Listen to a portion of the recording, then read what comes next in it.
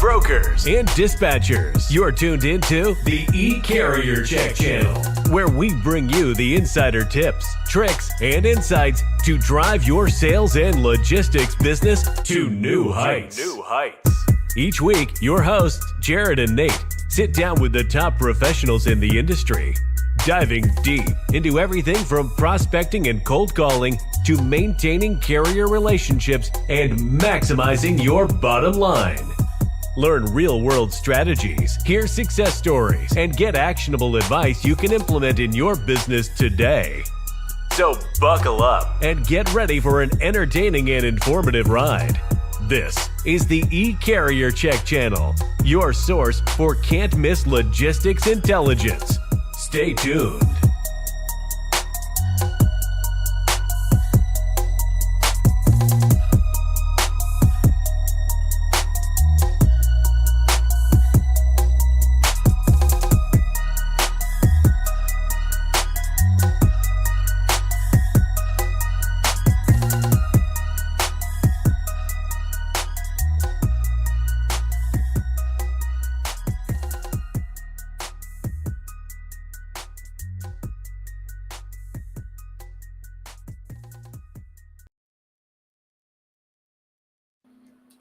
Hello, good morning, and welcome back to another E-Carrier Check show. Jared and Nate here. We have a very special guest today. She's new to the show, so I hope you guys enjoy this show today. Ask lots of questions, but we have Madison Santo with AVRL. Madison, how are you doing this morning? I am doing fantastic. How are you guys doing this morning? It's good. We're starting to get some colder weather here in Nebraska, but I'm not going to complain. I love when we get on the show. I love when we can bring value to our viewers. And learn about new tech out there that maybe we don't know of. So I'm excited to have you on today and kind of learn more about what AVRL is about and more about Madison as well, too. So go ahead and give us a quick intro to who Madison is and what you do. And, I want to hear your journey. Sure. Yeah. Little bit of background. I guess I could start way back. My whole goal in life was to be a doctor. I quickly could not deal with blood. So I was working on a biomedical science degree. And the physician I was working under at the time was like, hey, I don't think you can do this. Like, choose a new career path. That was basically what happened. Yeah. So I did that. I was like, well, I'm really far into this degree. I don't know what to do at this point. So I'm just going to finish this and I'm just going to see where life takes me. And one person at one point said, hey, I think you'd be good in sales. Like, I think you should try out sales. I think you could do it. And I was like, okay. So I started in sales. I started selling construction software for bidding and automating things. So that's where I started. I fell into logistics right after that point. So I started working for a shipper and carrier and broker TMS. The broker and carrier TMS I was working at acquired a shipper TMS. So I got pretty familiar with the space. I got really familiar with logistics and truly ended up loving logistics. I really loved the people and I wanted to stay in logistics. So I continued down that path. I worked on the logistics side for an oil and gas company. I did some selling around technology for finances for logistic companies and different things like that. So I've touched different pieces of the industry. And then I found AVRL. One thing that I noticed was a lot of the tech ended up being the same in logistics. I would look at, where would I want to go? How would I want to advance my career? And I just noticed a lot of the tech was the same. There were about 100 different TMSs and all these things. So I ended up finding AVRL through a mutual connection and started there. And I've absolutely loved the journey, what we do, and bringing incredible value to our customers. So that's a little bit of a background on me, a little interesting path, I would say. But I don't think anyone chooses logistics. I think logistics chooses you. So I guess I'm one of the lucky or unlucky few. I don't know. Yeah, I'd have to say you're right about that. And logistics also chose me. I'm probably same about you. Yeah, right? I just didn't get voted off the island. You know what I mean? We're not putting an iTorch out. You know what I mean? And here we go, right? So, I'm excited. I always love this topic and what you're doing. Give us a rundown on what AVRL does for people and kind of the automation function of. I'm just jacked to hear what you guys do. And what does AVRL stand for? Yeah, interesting. So AVRL stands for Advanced Voice Research Labs. The whole idea of AVRL was not to automate in logistics. So funny enough, they did not start in logistics. AVRL started in natural language processing. So building different in-car voice systems. So that was the first thought of AVRL and where the two founders thought that they were going to take the company. We ended up getting approached by a very large corporation that asked us to go build automation for some Fortune 100s. We started building automation for the largest retailer in the world and many Fortune 100 companies. All these big Fortune 100 companies had very large disparate systems and nothing was automated, nothing was talking to one another, and they were pretty old and I would say clunky. So we came in, AVRL came in and built automation for that. These Fortune 100 companies actually introduced us into logistics. So we got introduced into the largest intermodal provider in America, who asked us to come in and start building automation around spot bidding. So that was the very first intro ever into logistics, was automated spot bidding. Well, first we had to figure out what spot bidding was. The two founders came in and they were like, well, if you want us to build automation, like first figure out, what is spot bidding? And they were like, it's like eBay for logistics. And we were like, okay, we can do that. So they kind of gave us a rundown. They gave us their process flow, what they were trying to accomplish out of it. So in 2019, we came in and ripped and replaced. And then truly from there, it was a snowball effect. So that use case is revenue generating. So obviously, if you're bringing a company a lot of revenue, it's going to spread like wildfire, and that's really what happened. So it spread into the top 100 pretty quickly. Today, we work with well over 50% of the top 100 3PLs and tons of the large carriers in the business. So that's been our focus for the past multiple years. About 2-ish years ago, I was brought in to lead all of growth for the company. My whole goal was to come and take this tech that I knew all of these large corporations were succeeding with and making a generous amount of money with, bringing that down into the mid-market space. So that was my entire plan, was to take this tech and bring it down into mid-market. We built new designs. We built really specific teams to help support mid-market, because that's really what I've been dealing with for the past multiple years that I've been in logistics, was the mid-market space. That's the biggest space in logistics. We have way more mid-market companies than we have of the large corporations. So that's what we've been focusing on for the past 2 years, and it's been fantastic. I mean, our mid-market customers have come on and really, really kicked butt.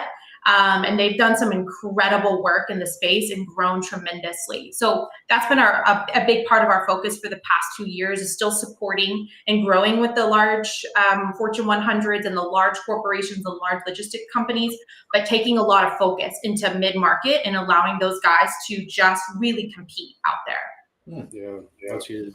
And that's all is the automation that you're setting up around spot market. Can you go into that in a little bit deeper detail of kind of some of that automation, or even what maybe things, is this an AI function, large language model thing, or is this just you're managing emails properly better? Or what's some of the misconceptions that people get when they're kind of automating things, if you will?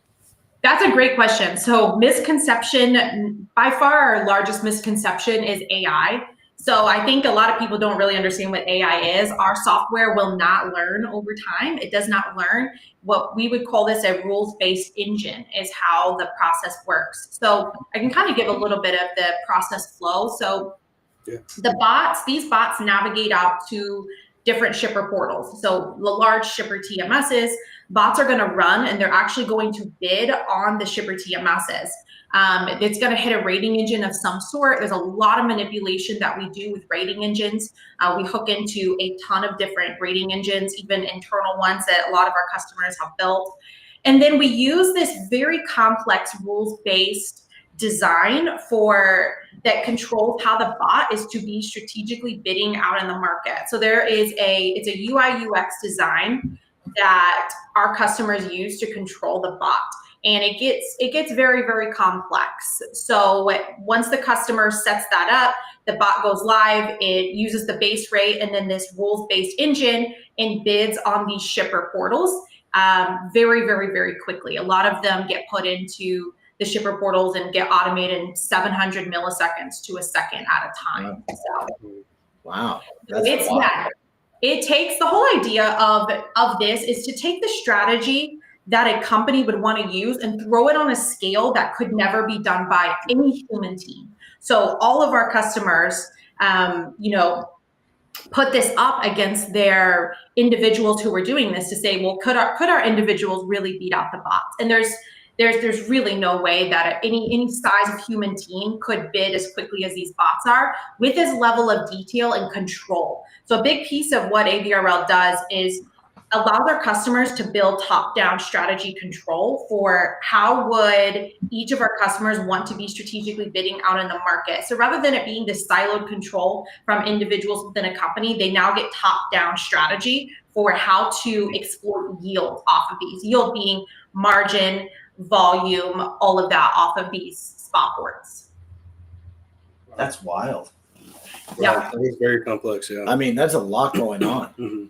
You know, not to completely derail this, but when was the last time you did any kind of automation in your family?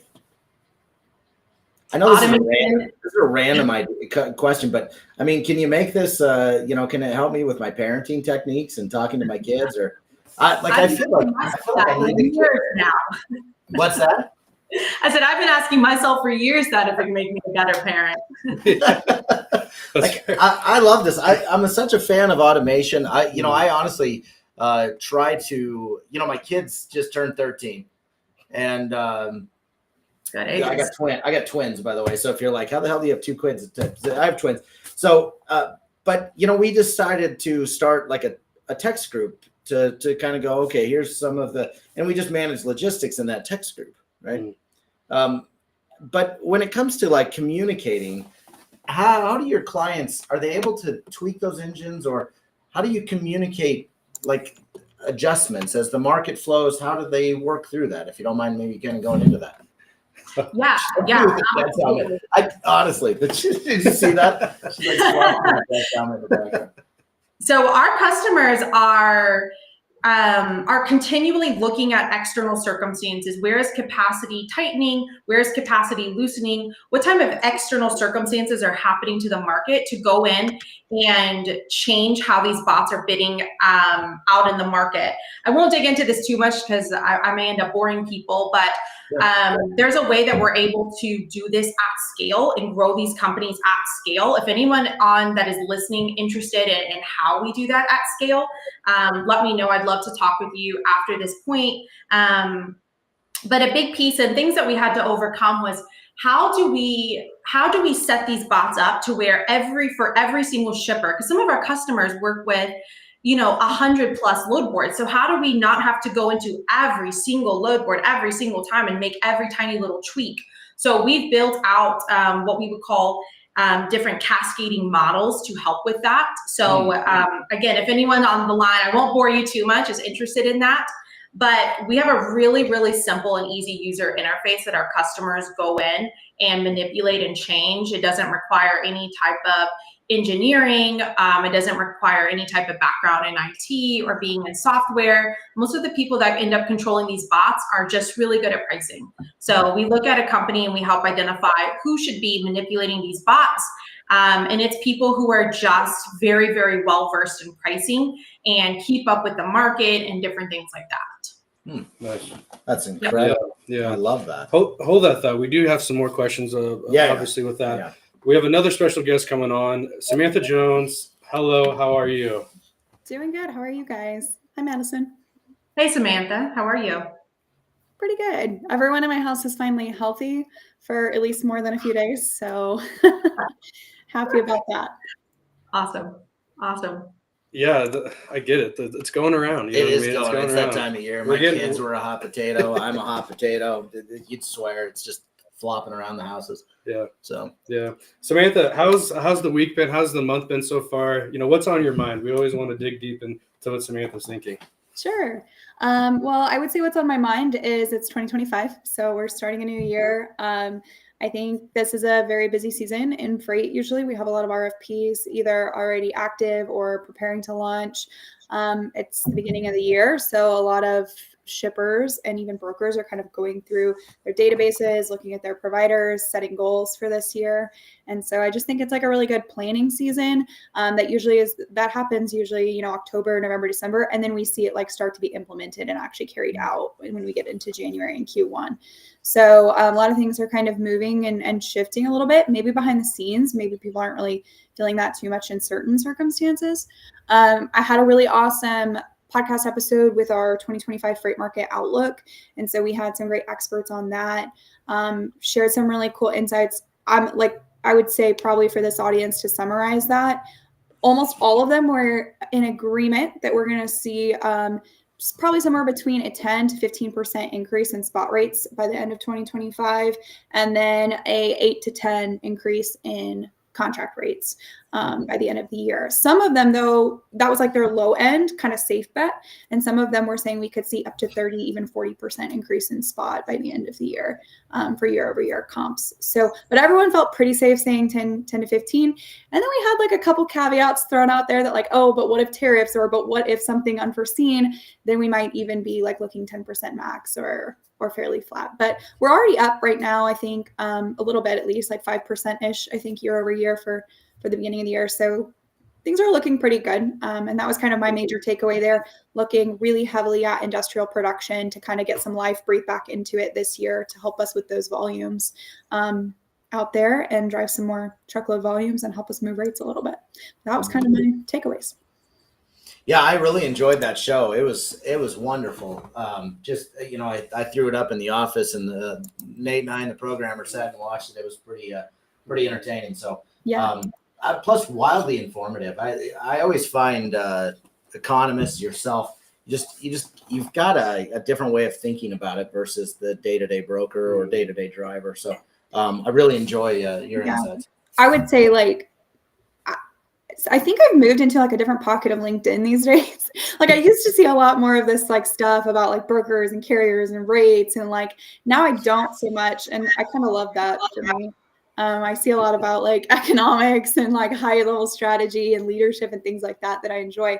But I saw something recently that kind of like regrounded me, and it was a carrier saying that like brokers are making 40% margins, and I'm like, to be able to say that at this point, after everything we've been through the last few years, was amazing. And he was serious. He was very serious. And I like read through all the comments going back and forth, and like most people disagreed, but just the fact that we still have this level of misunderstanding, I guess I would say, in the marketplace when we have so much available data and so much research that's being done now and published is just kind of a little bit disheartening, but also why we're all here, right? To keep sharing information. So exactly.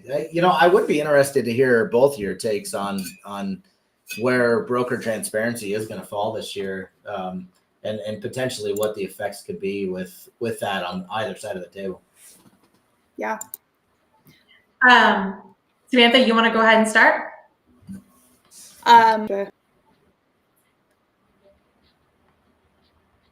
Did we lose her? I think so. I think we might have lost it. Go for it, Madison, if you got any thoughts. Yeah, I think an interesting thing Samantha was just talking about is some of the margins that brokers are seeing. I think this past year there was a big separation when we look at what Arrive did last year, and a couple of people were posting out some things that like ADUE did last year, and a lot of different brokers that took the market and did not let those external circumstances really allow them to make excuses for not growing. There were so many logistic companies that grew year over year last year and used multiple different strategies and didn't allow excuses to come in and really impact their business, because that was easy to do. So I think that is one thing that's interesting, is there's going to be this huge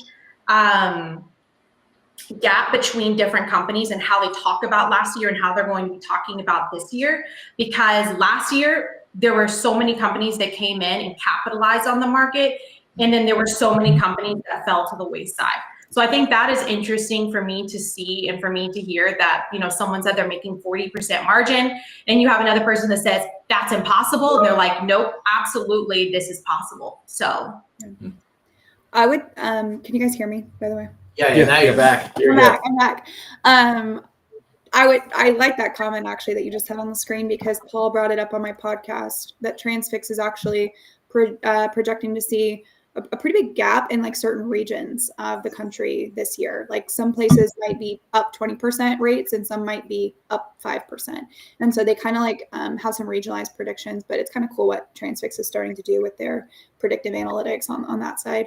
To the broker side, and just like, I love what Madison said about excuses. She mentioned like making excuses and stuff, and that definitely has been a recurring theme. I specifically sit within sales strategy, so I've heard multiple excuses from brokerages and carriers on that side.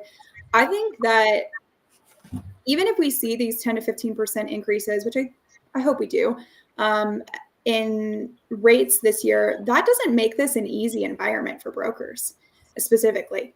So if you've been making excuses and you're thinking like, all right, I just had to like make excuses long enough to get to 2025, like you're in for it, because you're still gonna be struggling this year. If you're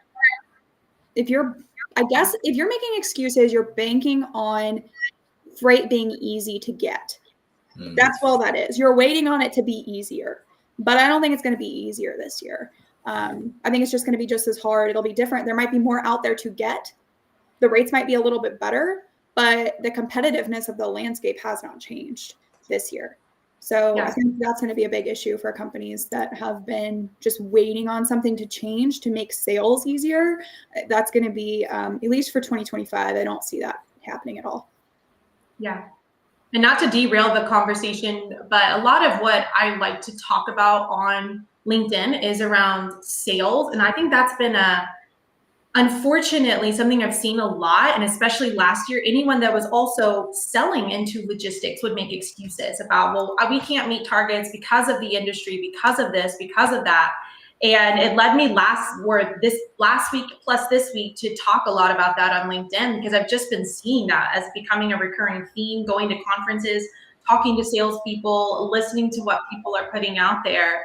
I think it's just unfortunate. Like, I think it's unfortunate to continue to make excuses due to external circumstances when there's a lot of people that, again, in sales and in logistics are just capitalizing on those times. And they will just absolutely overtake you in those times because they're not making those excuses. They're not using external circumstances to affect their day-to-day and what they know that they can do.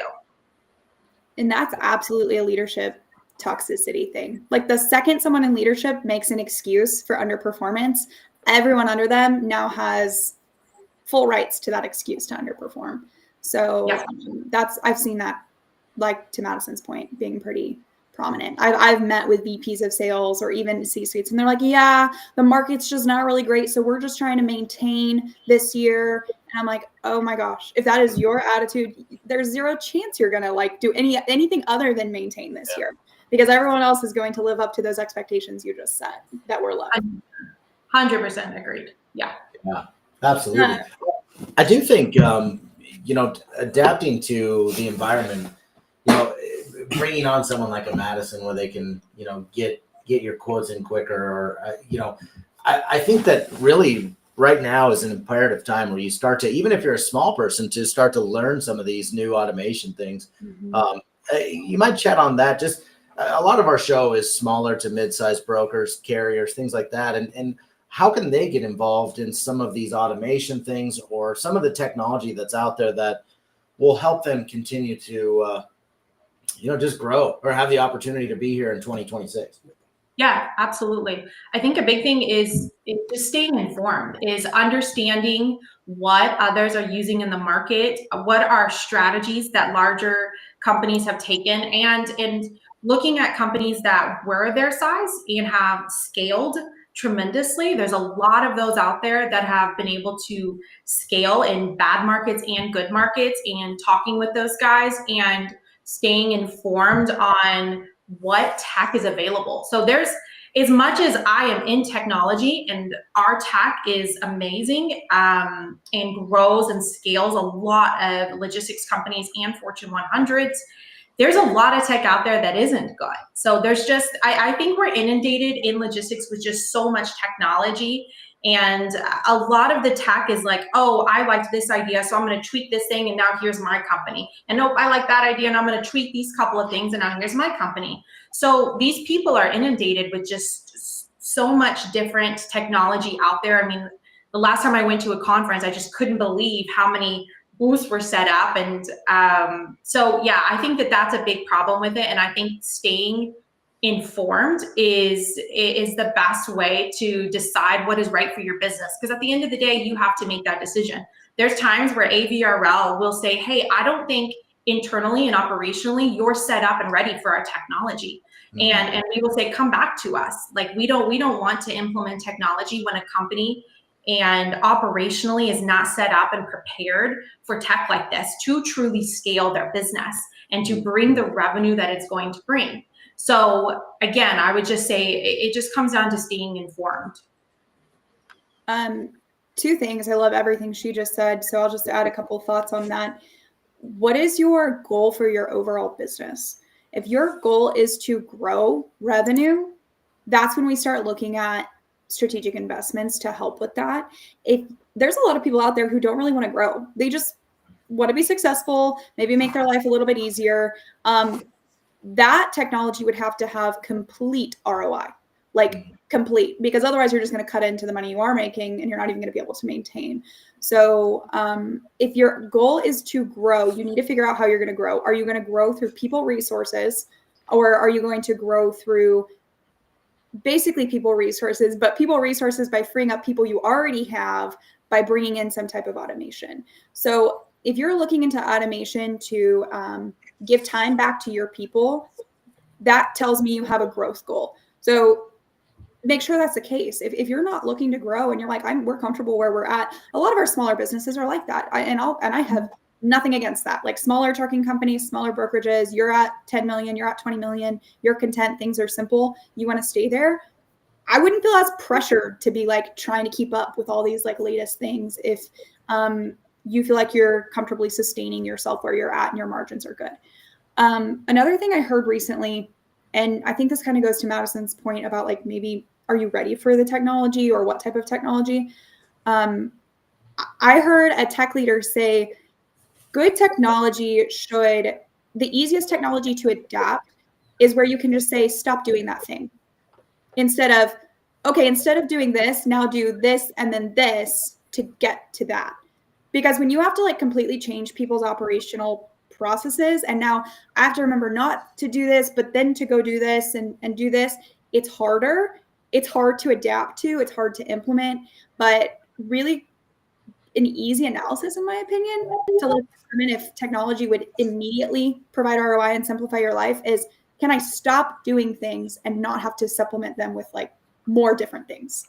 So there's technology out there that'll do that. Like it'll just eliminate steps from your workflow, eliminate steps from your process, and immediately give you time back. And those are pretty easy ROIs to draw. So I love that. I think that's a very high level, basic way of thinking about evaluating some technologies.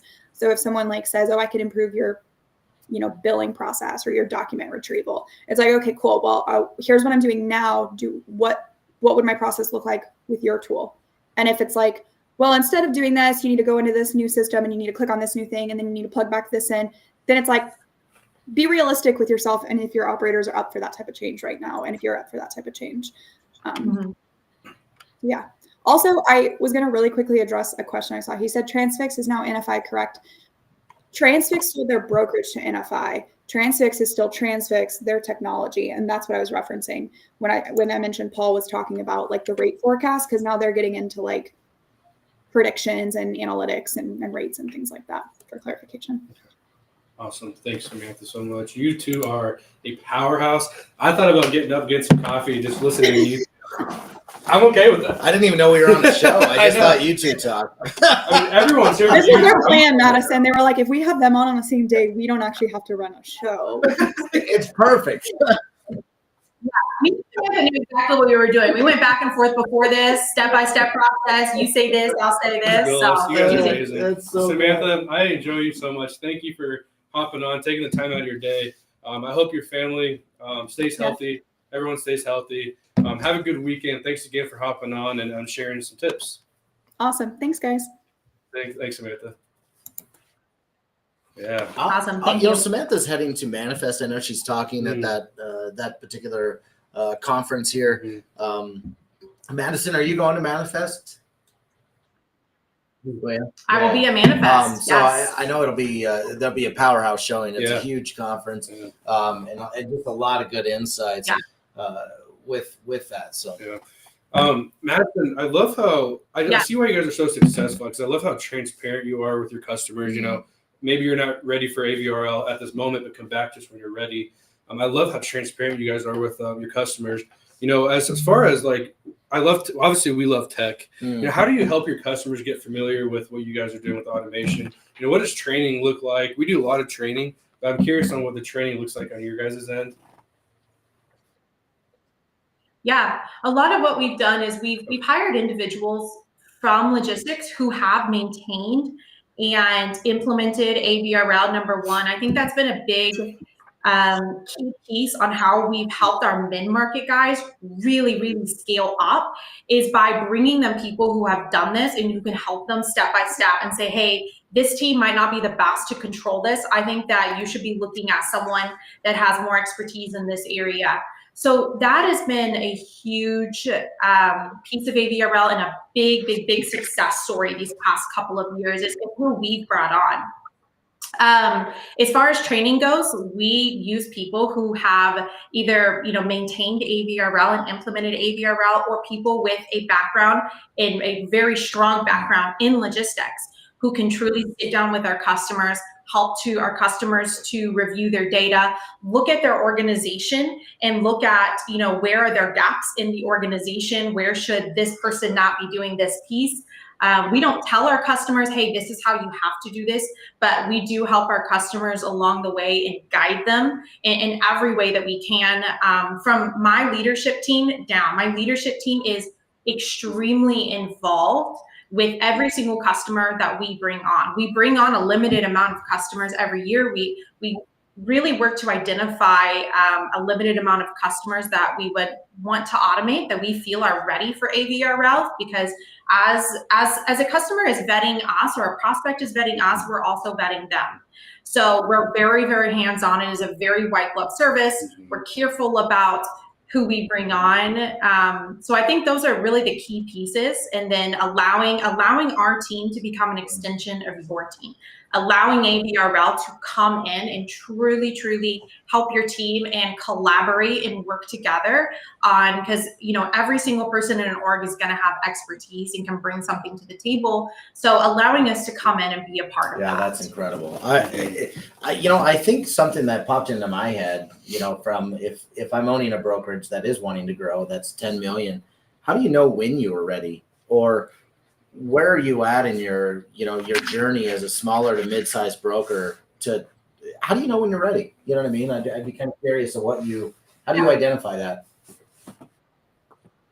Yeah. So whenever we are working with a potential prospect and a potential customer, we look into our customer's business. We look at what type of shippers are you working with? What is your business set up like? What else do you have in your business? How many operations people do you have? So we look at holistically your entire business, and then we do a deep dive into some of your data.